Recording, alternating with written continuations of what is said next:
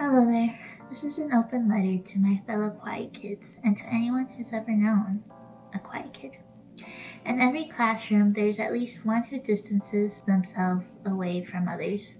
They choose to work alone, avoiding group work whenever possible. They don't participate most days, but when they do finally speak up, their peers often make a big deal out of it. Let's get one thing straight though. Most of these quiet kids do have friends, believe it or not. They just have a small circle of friends, and they may not feel comfortable expressing themselves freely in a public setting, such as school. These students keep to themselves, and that's okay. I identify with these so-called quiet kids, and I'll let you in on a little secret. They act differently once they're in an environment that they're more comfortable in, and when they're surrounded by people they feel comfortable with and trust. My experience as one of these quiet kids in school is unique to myself, but certain details overlap with the stories of others who are also perceived as the quiet kid. I hope that by sharing my story, it will resonate with someone who may feel isolated or misunderstood by their fellow peers. Chapter 1. Introducing myself. Hi there, my name is Yalen Benitez. Yay, as in you're cheering for me, and Lynn as in Lynn. I was a quiet kid in school, and I'm still a relatively quiet adult.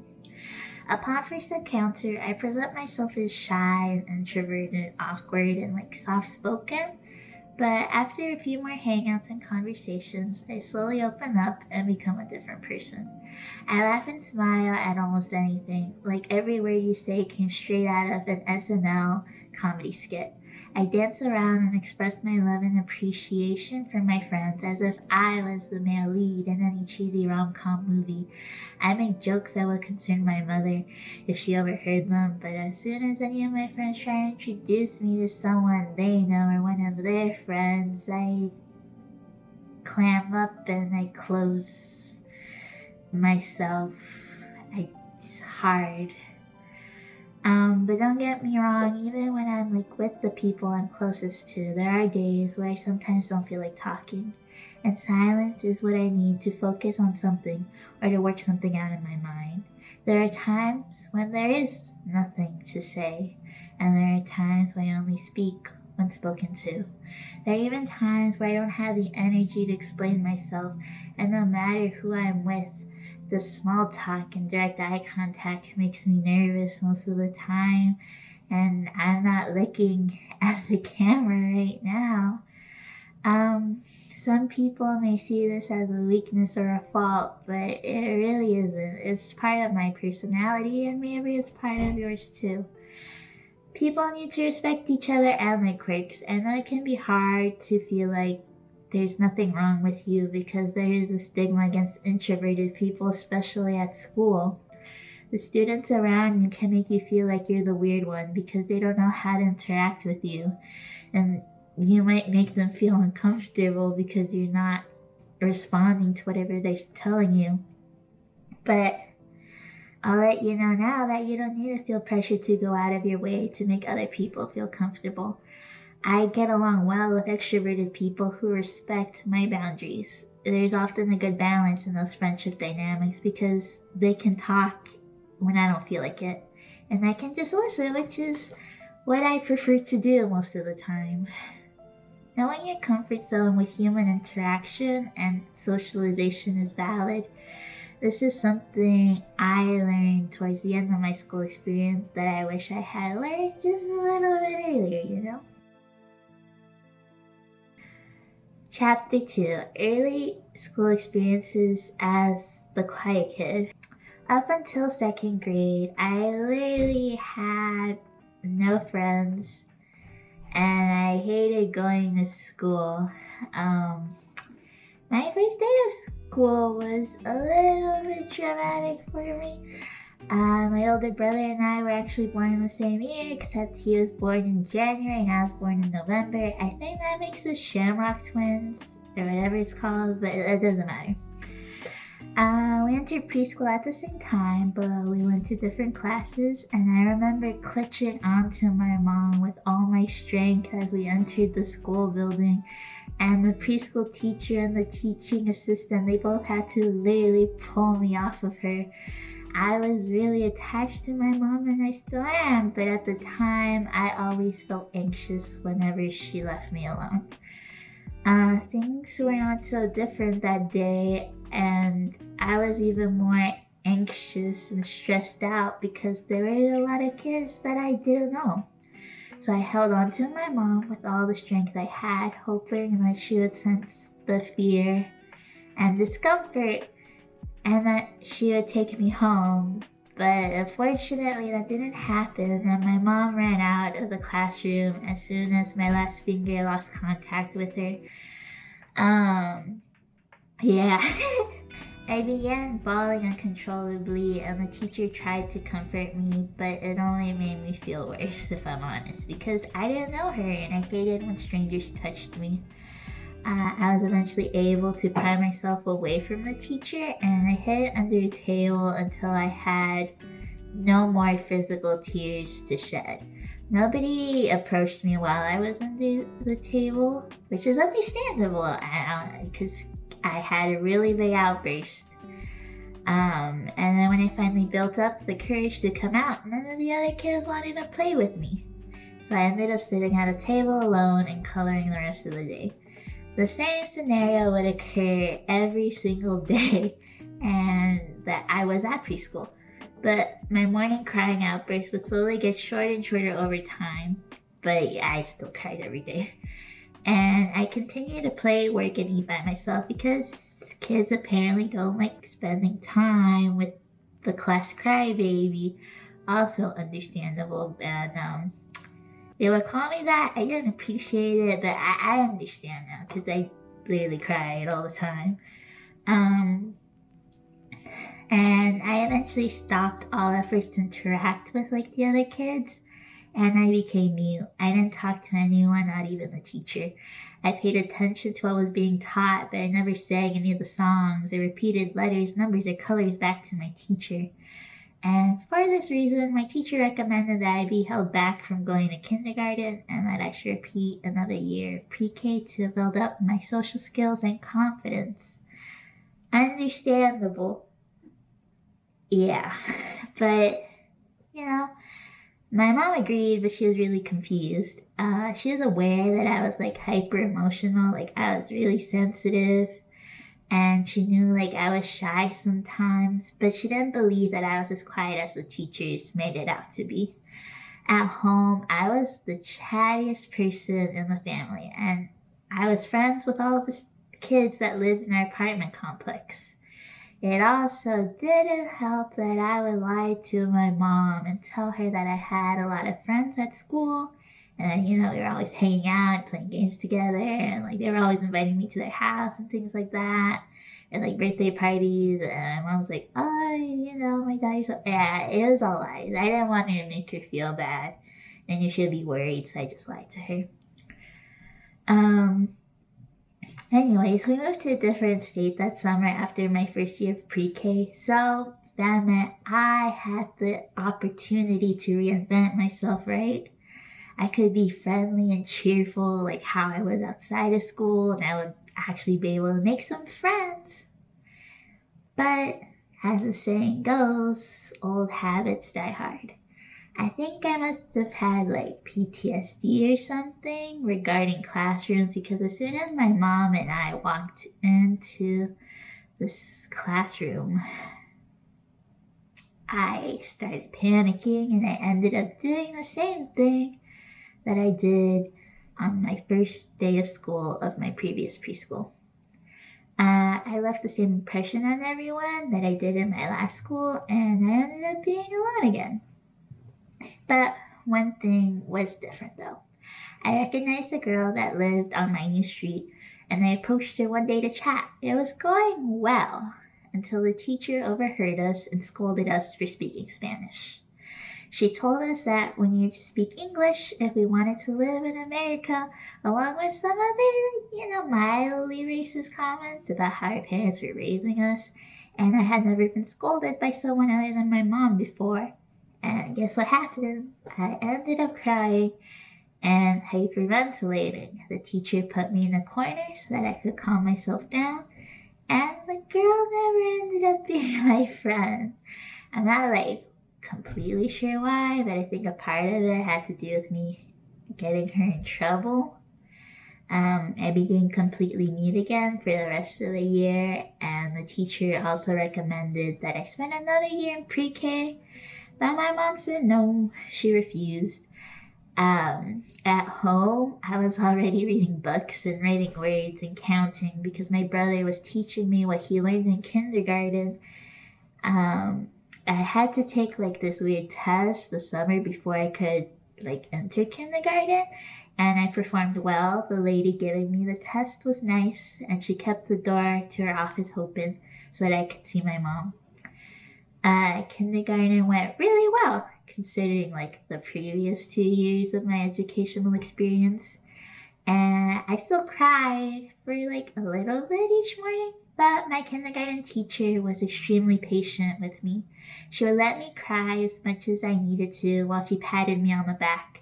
I slowly grew comfortable with her, and I sat next to her a lot. And I even followed her around sometimes when she was helping other kids. I still didn't have any friends, but most of the students were nice to me whenever the teacher made us do group work or like partnered activities. And then first grade came around, and I'm gonna try to keep this as short as possible, but first grade was one of the worst years for me. My family ended up moving again, and I attended a predominantly white school. My classroom only had 5 students of color, and that included myself. I felt like an outcast, and I would purposefully miss out a lot of days of school. I would pretend to be sick, and I would beg my mom not to send me to school. I would be like, please, Mom, I just don't want to go. Let me stay home. I'll help you cook and clean, do the laundry. I just don't want to go. Yeah, but my mom eventually put her foot down, and she made me go to school. And I would make myself throw up or pretend I had like head lice to go home early. And I would even poke myself in the eye to make it look like I had pink eye. And my teacher from the first day didn't seem to like me, and she started liking me less and less the more I missed out on school. Understandable, I was just never there. I was again on mute mode, and I only nodded or like shook my head, and I eventually got into the mindset that I just needed to go to school, go in and out, go do my work, and then run out as soon as the school day was over. Spelling tests at that point made me really nervous because the teacher would walk around and she would always linger and look over my shoulder and the shoulder of the other students of color as well. A lot of people think kids don't pick up on this stuff, but I did. And one day the stress got so bad that my mind went blank and I completely forgot how to spell a word. I panicked, and your cheating is not good, but I decided to look at the person's paper next to me. And I had to do like a double take. I was like, wait a minute, because like the kid's handwriting was completely illegible, and it surprised me so much because the kid next to me was the teacher's favorite student. I was like, really? Like, I thought his handwriting would be immaculate, because why would the teacher like him so much? But anyways, unfortunately, I looked a little bit too long, and I got caught. My teacher aggressively grabbed my arm and pulled me out of the chair and out of the classroom. She slammed me against the wall and dug her nails into my shoulder as she aggressively asked me what I thought I was doing. And I was in a complete state of shock. I was paralyzed. I didn't know how to answer her. And I couldn't even cry. my ears were ringing and my heart was pounding, and she kept asking me what I thought I was doing. And eventually she made a mean remark about me always being quiet, and as I tried to look away, she threatened to call my mom. I quickly looked back up at her and aggressively shook my head no. I was pleading with her through my silence, but I was still pleading with her, please, don't tell my mom. I don't want to disappoint her. And after I finally gave a reaction, she scoffed and started saying rude and racist things about my parents teaching me this sort of behavior, about my mom not knowing how to raise her kids right, about my parents being uneducated and stupid for not being able to speak English. She went on about how I had no future and I would never go to college and I'd probably end up a teen mom. She eventually said that she wouldn't call my mom today, but if it ever happened again, she would not only tell my mom, but the principal as well, and I would be removed from the school. She let me go, and she went back into the classroom, closing the door behind her. I slumped down, and my eyes that were filled with tears eventually just let everything go. I didn't get up until the teacher opened the door, and she let me back in. Just as I was about to sit down, the teacher made me stand up again, right in front of the class, to make an example out of me. She told the other students that cheating is unacceptable, which is valid. You shouldn't cheat in school. But then she took the test of the boy whose paper I looked at and moved it across the classroom to a group of kids the teacher claimed would appreciate and respect him more than I did. I was devastated and embarrassed by the public humiliation, and I became even more introverted, and all the students went out of their way to avoid me. I spent the rest of the week with my head down and doing nothing, but I eventually decided that I needed to prove my teacher wrong. Weird idea I had in my mind, but I just went along with it. So I engrossed myself into my studies. I was determined to be the best student. And I did just that. I had the highest test scores in the class, and I was reading at a 3rd grade level, and I made my brother teach me all of the things he was learning about math in the 2nd grade. I was making him teach me that. And I carried that sentiment of focusing on schoolwork completely and ignoring all of the social aspects of school until 5th grade. Chapter 3, My Later School Years as a Quiet Kid. In the time frame of 1st to 5th grade, I was still mute, but my determination to excel academically made me known as not only the quiet kid, but the quiet, smart kid. And though I deeply enjoyed being immersed in the stories of the books I read, I was still jealous of all the friend groups and the kids who had someone to talk to. I felt really lonely. And the only time students wanted to be around me was when we had to do group work or a project, which reinforced the idea in my head that my identity and self-worth is determined by my grades. All social interactions were like a monetary transaction. I do the work for you, and in exchange you have to talk and spend a little bit of time with me.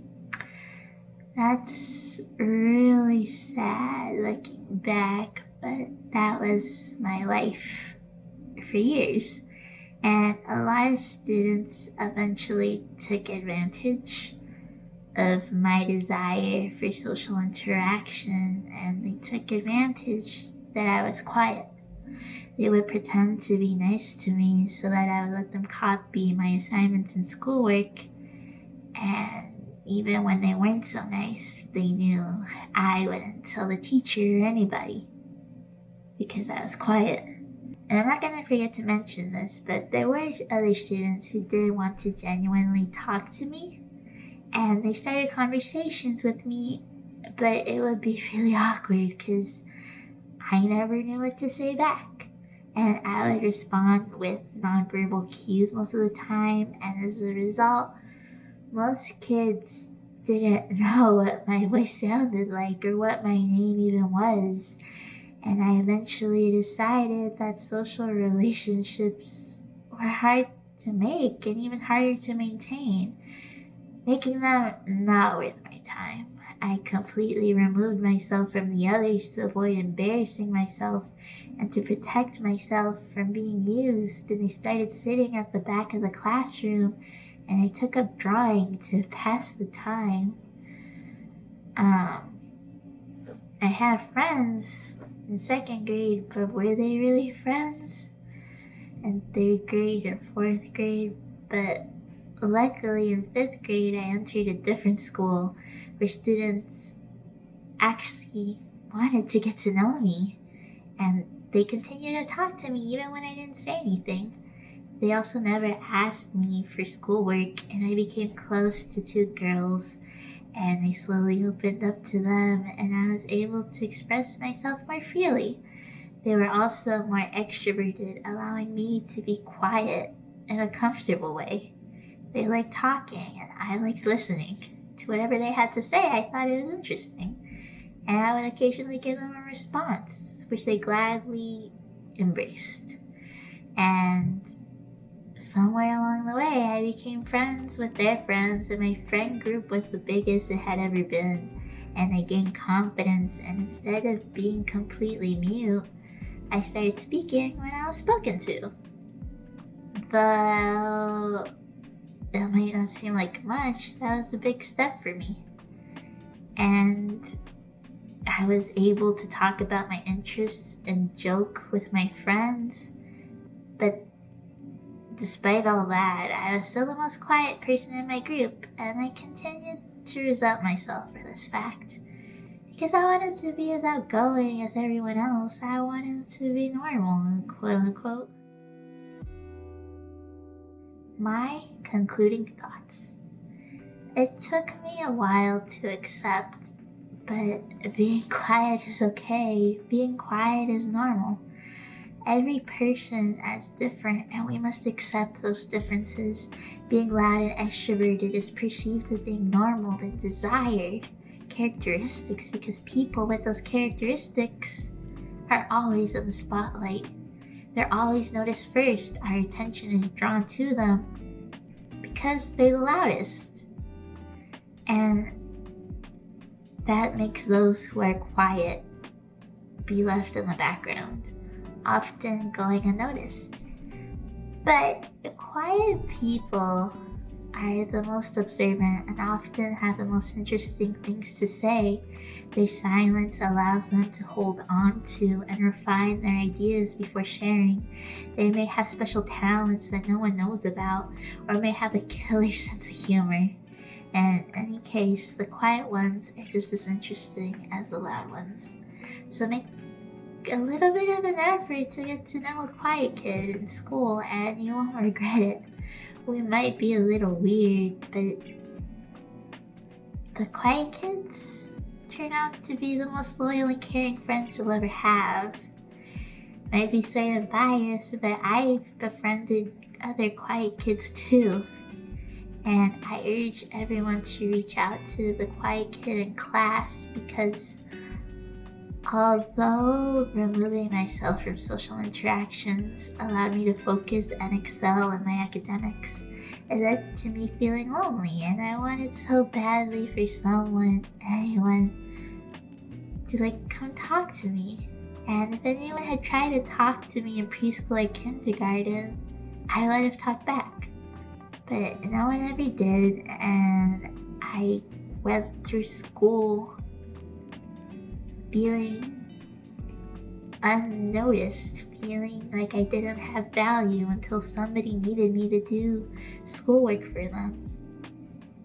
I have plans on actually becoming a preschool teacher, and I aim to be aware and attentive of all my students, because if I try to get to know them, they may respond to me, and in turn respond to the class, and maybe even the school. I give them the opportunity to express themselves, and I might give them the confidence they need to continue being quiet, but at least they'll reach out when they need to.